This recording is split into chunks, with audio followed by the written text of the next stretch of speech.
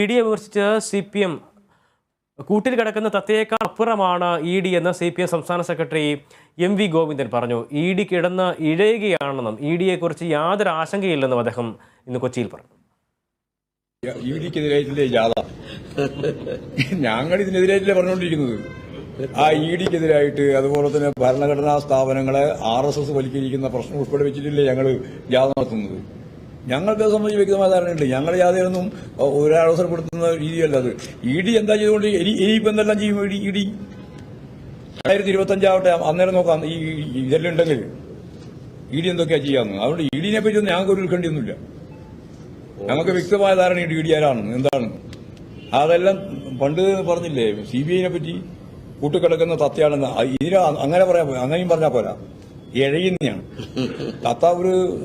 ഒരു സംസ്കൃത ഒരു ജീവിയായിട്ടാണ് നമ്മൾ കാണുന്നത് തത്തേന. ഒരു തരം എഴയുന്ന സൈസില്ലേ, അതാണ്. കോൺഗ്രസ് നേതാവിനെ വിമാനത്തിനെ പിടിച്ചുകൊണ്ട് ഇറക്കിക്കൊണ്ട് പോയിട്ടുണ്ട്. ഒരാളെ കാണുന്നില്ല. ഇമാതിരിയാണ് ഇഡി. ആ ഇഡിനെ സംബന്ധിച്ചിടത്തോളം ഞങ്ങൾക്ക് യാതൊരു വ്യാമോഹവും ഇല്ല. വേറെ അതിന്റെ ഭാഗമായിട്ട് ഒരു ഉത്കണ്ഠയില്ല.